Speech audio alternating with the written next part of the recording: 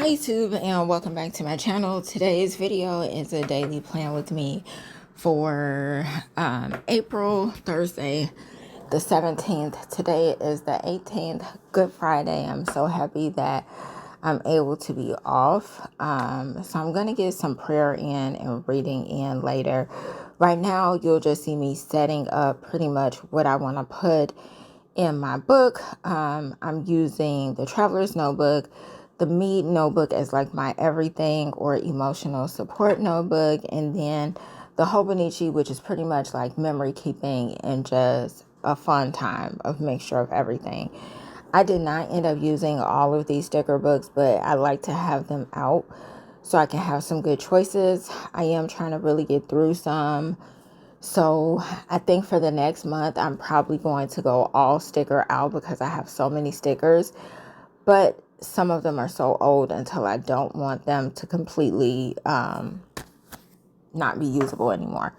So this is the Traveler's Notebook system that I used off and on for a while.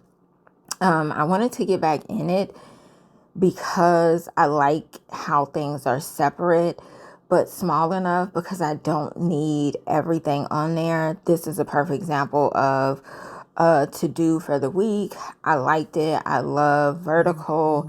So it was just everything of what I needed. I have my running to do list. That is something that I definitely need in my calendar. I really use as well. Because I started this mid-month, I didn't feel the need to over decorate. I just started where I was and it's just going to decorate as is.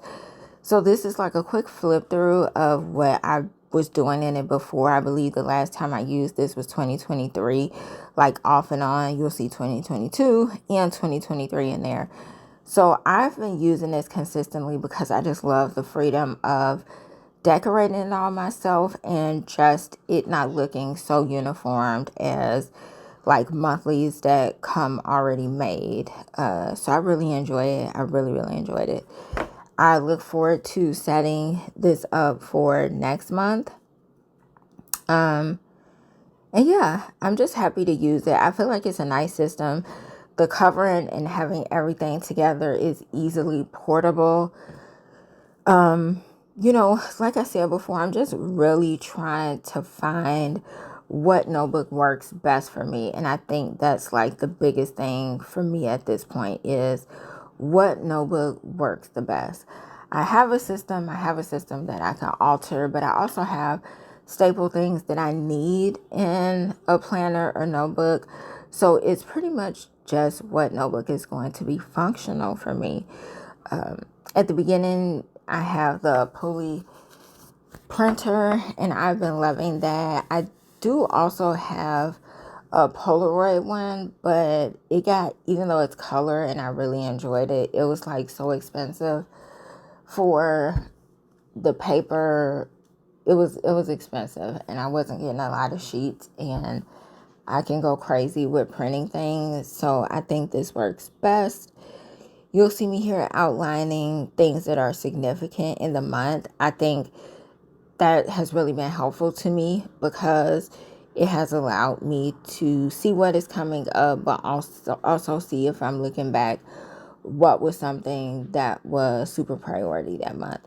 I do have some just regular stickers that I like to keep in.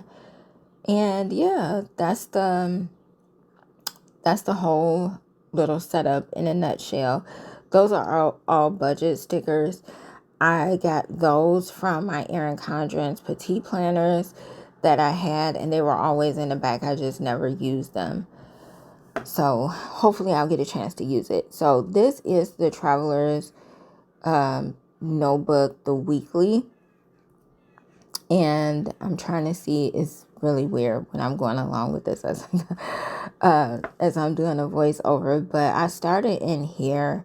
And again, I don't need a dailies every day, but it's just some days that I feel like I just want to do something extra, or I just want to remember like how that day was. I have been trying to like slow down and stick to what I need to do. I noticed that I am so used to multitasking until I bounce back and forth all the time so much. And I want to start focusing on finishing one task as a whole before I move to the next. And that's just something that's been a struggle for me. And I think that's the reason why this notebook, the emotional support notebook, is so good, because it gives me that freedom to jot down what I need to in the moment, but not something that would keep me so rigid. Here, I also like the spacing of this, because this book is a little bit bigger than the Hobonichi. So it gives me a little bit more space, but it also gives me a lot more freedom as to how I want to set it up. So I can easily come in and out of this and not feel as if it's wasted, or have to totally go above and beyond to redate if I choose to let it go for the year and pick it up again next year.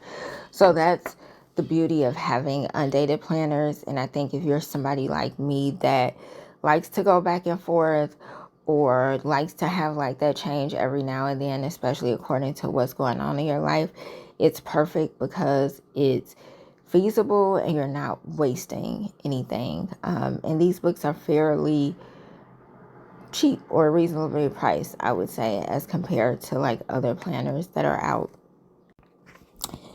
To give you all just another little catch up on what's been going on in my life, I have been able to read my Bible more. Each time I read, I'll admit, it's not like 3 or 4 chapters at a time, but it's me reading and me actually soaking in what I'm reading.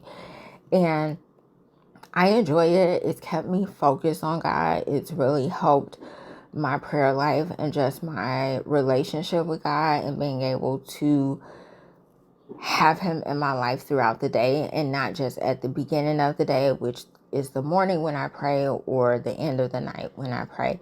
So it's good to be able to include him throughout the day for me. So that's been good, and I'm happy I've been keeping up with that. I do plan on this weekend really like decluttering some things that I have, because that has been a goal and I want to stick to it. So earlier I just took a box down to my car, which is good. And I feel like if I go ahead and get it done with and over with, then it'll be that much easier. I know I didn't do a video of the first box. I told myself I was going to film things that I was giving to the Goodwill, because some things I'm giving to the Goodwill, and then some things I'm going to take to Plato's Closet, because it is like pretty good. And then there are some other bags and things that I'm just going to give to a couple of people at work that I know would really appreciate it and use it. So that's another highlight for me there. And I think I'll try to do a video this week, maybe this weekend, of how that process is going to look, with what I'm giving away. And I'm super proud of myself, because I got rid of a lot of notebooks. I'll admit, it's this happy planner that I got on clearance, and I don't know why I'm like acting like I really need this in my life, but I got it on clearance, and it's way past the date. It was past the date when I got it on clearance, and I was okay with redating it. That wasn't a problem. But I know that I just don't need it overall. Like, I know that I'm not going to stay in it. I don't like big planners. I don't really like big notebooks. In fact, I just cut down composition notebook to use as a journal, because I just don't want the notebook that big. I actually cut it too small, but I don't want a big notebook, so I know it's not something that I would use, but it's something in me that wants to just use it. And it was an eye-opener for me as to stationery and notebooks that, I might have bought in the past, because some things I was giving away and putting in the Goodwill box, and I was like, man, like, why did you get this? Like, you didn't even need it. And I look back to notebooks and planners that I've been keeping for like reference. I do want to always keep my Hobonichis, because I feel like memories are in there, and it's just it's packed with so many different things, like memories, appointments, events, just different things that I would want to keep just in case I want to reference back. But I also want to see how my creativity grows throughout. I want to also see how well I've been utilizing stickers, because I have so much, but I actually want to use them as well. This sticker I'm putting on now, it says "Not today." That is a picture of the raccoon that is often outside of my job, like literally right outside the door. He's there at night. Totally scared me that night, so I took a video and I just decided to put it in because that is pretty significant for me. And I just threw in, you'll see another little picture of an animal. This sticker book I've had for like years. When I say years, I think I had that sticker book that you just saw me use for maybe 4 or 5 years. That one, this one. That's just way too long to have a sticker book and not be in it. So I don't want to be wasteful.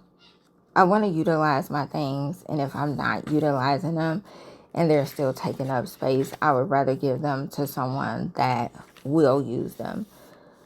So that is that for this one. But evaluating the things that I have in my life has been, I won't say traumatic, that's a bit much, but it has definitely been eye-opening.